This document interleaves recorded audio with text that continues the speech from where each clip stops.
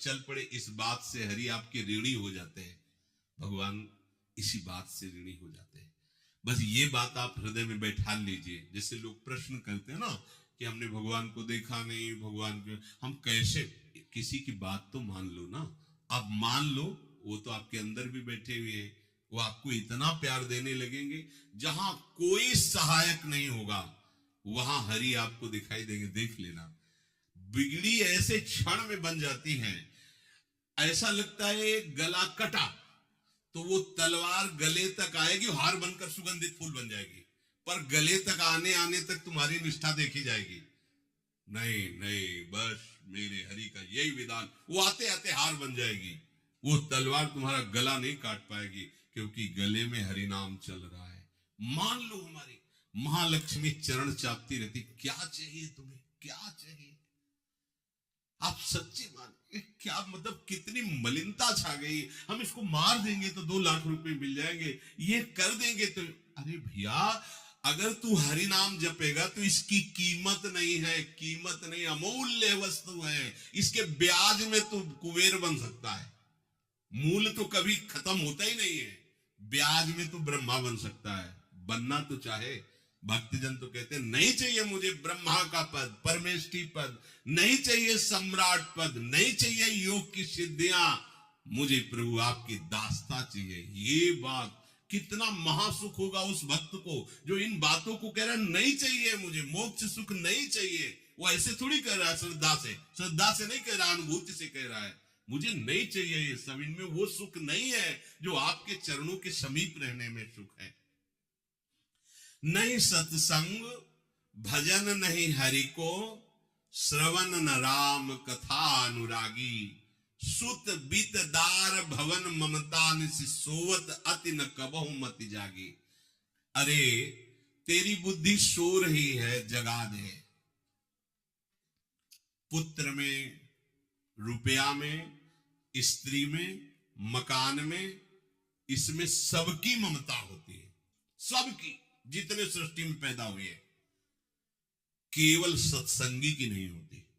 जो असली सत्संगी है उसकी ममता प्रभु के चरणों में होती है, क्योंकि वो जानता है सब रूपों में प्रभु ही है, ये सब पसारा प्रभु का ही है, इसलिए ममता उसकी प्रभु के चरण। एक अहमता ममता ये जग में है दुख जाई, ये जब श्री जी की ओर लगे तो होत परम जाग जा, बिना जागे दुख दूर नहीं हो सकता।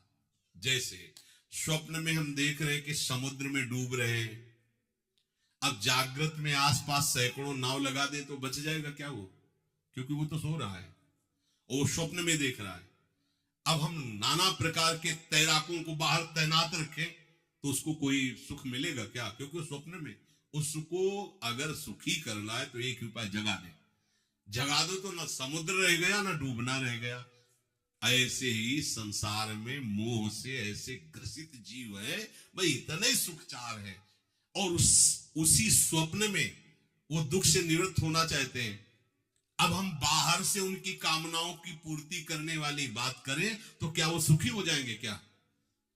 इसीलिए कोई साधु जो भगवत मार्ग का पथिक है वो कभी सपोर्ट नहीं करेगा जाओ ऐसा, वो जाओ ऐसा ही है जैसे उस स्वप्न में समुद्र में डूब रहा है, बाहर से हम जल जहाज नाव तैराक सब लगा रहे हैं, लेकिन वो नहीं सुखी होगा, क्योंकि उसके सुख का कारण तब बनेगा जब स्वप्न हटे। स्वप्न तब हटेगा जब वो जागे। जो सपने सिर काटे कोई, बिन जागे दुख दूर न होई, तो उसको जगा दो। साधु जन क्या करते हैं, जगा देते हैं उसको। जागो, कहां मोह निशा सब सो अनिहारा, देखे स्वपन अनेक प्रकारा, यह जग जामिन जागे जोगी। योग भगवान से जो तुमने वियोग कर रखा है, तुम जगो, जे ही जगोगे तो जे ही जाने जग जाए हेराई, जागे जथा स्वपन भ्रम जाई। कोई नहीं है यहां। एक कल श्लोक, मत्तः परतरम नान्यत् किंचित् अस्ति धनंजय, मेरे सिवा कोई नहीं। ये कब पता चलेगा? जागने पर। तो हमें बहुत कुछ दिखाई दे रहा है, स्वप्न है। उमा कहूं मैं अनुभव अपना, सत हरि भजन जगत सब सपना।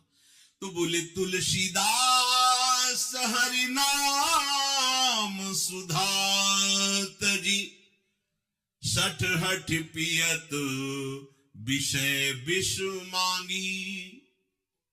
अगर कहीं संतों के पास भी गए तो क्या मांग रहे हैं? हठ करके विषय विष मांग रहे हैं।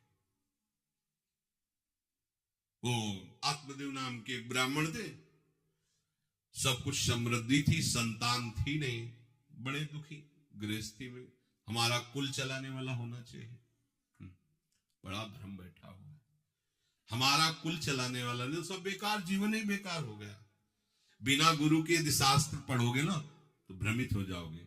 स्पष्ट लिखा, पुत नाम के नरक की उसको प्राप्ति होती जिसके संतान नहीं होती। अब तो गृहस्थ में बेचारा पड़े परेशान, उन्होंने सोचा इससे अच्छा है आत्महत्या कर लें। बहुत संतों के पास जाकर के यज्ञ करके सब अपनी कामनाओं की पूर्ति चाहते, दान पुण्य दे करके। उसने भी जितना उपाय हुआ किया, नहीं हुई संतान।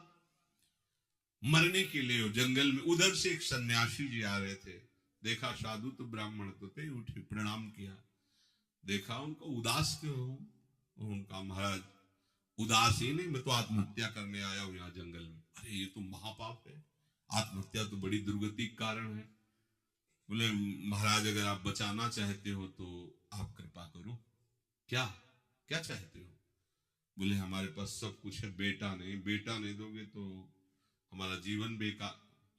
तो उन्होंने अंतर्दृष्टि से देखा और कहा 7 जन्म तक तेरे पुत्र नहीं भाग्य में तेरे लिखा है। तो उसने कहा फिर तो अभी मरते, आत्महत्या करते, 7 जन्म की बात, हम 7 दिन नहीं जिएंगे, हमें पुत्र चाहिए। संत का दयालु, देखो जिनके पास तपस्या और भजन का